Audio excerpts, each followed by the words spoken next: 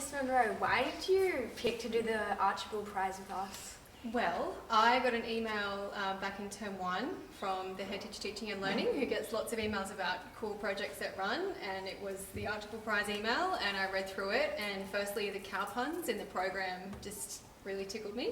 I had a good laugh as I was reading it, and I just thought, oh my god, life-size fiberglass cow delivered to my school that we turn into artwork. That just sounds like the most fun that I've ever heard of.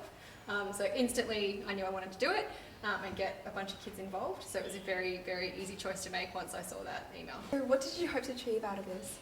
Well, I saw it as a project-based learning unit as well as obviously extracurricular. So I know in some schools it's run as part of perhaps visual arts or geography or something like that. But one of my roles in the school is to coordinate just really cool fun stuff that kids can do outside of class. So I wanted to run it in that way, which meant that I knew it would involve different students from different year groups who were volunteering. So I guess I wanted you to hear about the project and realise it would be a great opportunity for you to develop a whole bunch of different skills, lots of those sort of 21st century soft skills, as we call them.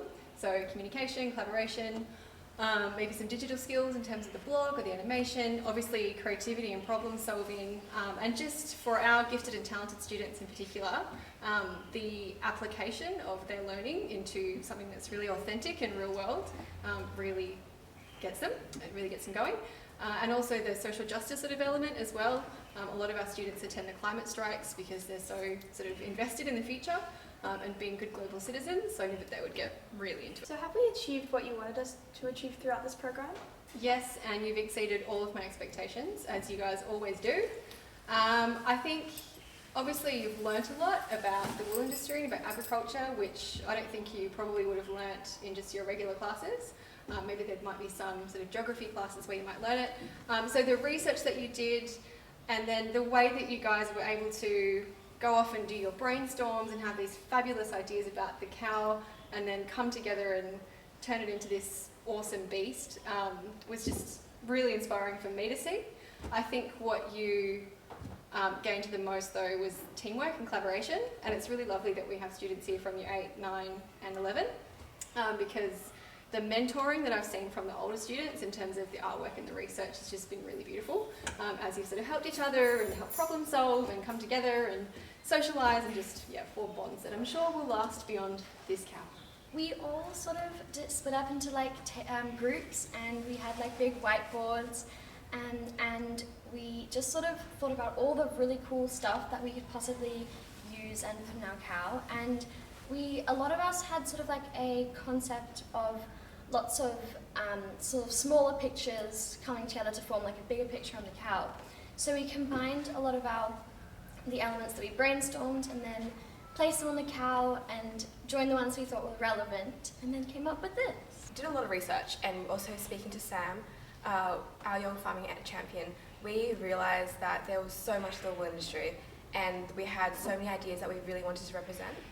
And one of the most challenging things was trying to actually compact all these ideas into a single cow, which is really difficult. Sam really opened up our eyes about what actually goes on in agriculture. So most of us, certainly I, thought that wool farming was mainly happened at the farm, and that it was all in the farm and all in feeding the sheep and making sure they looked after. However, Sam, she works as a wool auctioneer, and we really learnt a lot more about what happens outside of the farm and where the wool bales, whatever go to after the farm, and how the auctioning process is a very long one. And it's a very important part of the wool industry because it makes sure that all the farmers get the right fair price. And we really got to see how we could all have a career in wool, and that where we live shouldn't define what careers we go into, because most of us think that we don't live on the countryside, we shouldn't be going into agriculture because we just don't know much about it. But once Sam told us all about it, I think most of us realised that there was so much more to farming, and that we opened our eyes to more of the ideas and more career options that we could have in the farming industry. But I'm also really interested in science and sort of like the ecology side of science. So I think it would be really interesting now to sort of look at all the sort of things like initiatives to do with like the science of agriculture and how to like modernize farming and things like that.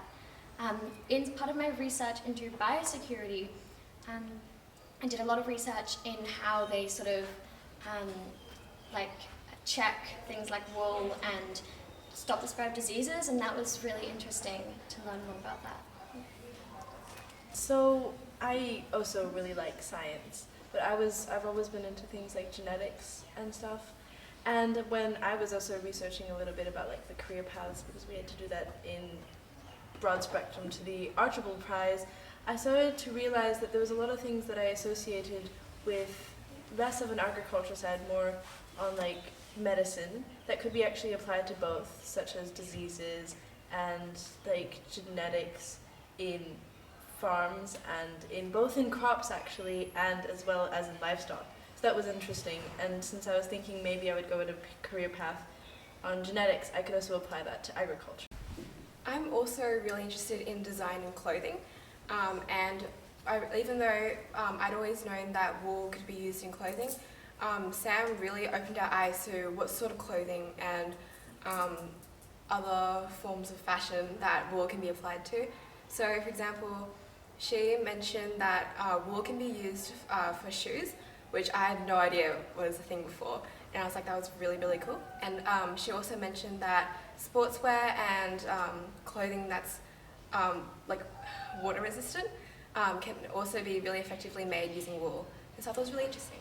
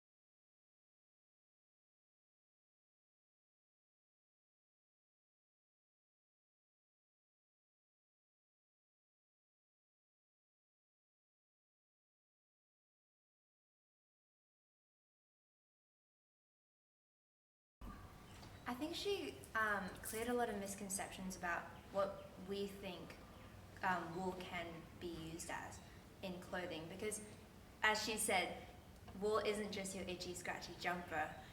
There are so many applications of wool, and I think once we are able to clear that misconception for everyone, then we'll be able to create a more sustainable society where we only purchase clothes made from natural fibers, especially wool, because there's so many different ways that we can use wool in our fashion industry, and that's just, it's really enlightening to know that there's so many different types of clothing that you can actually make with wool, that you can still be sustainable while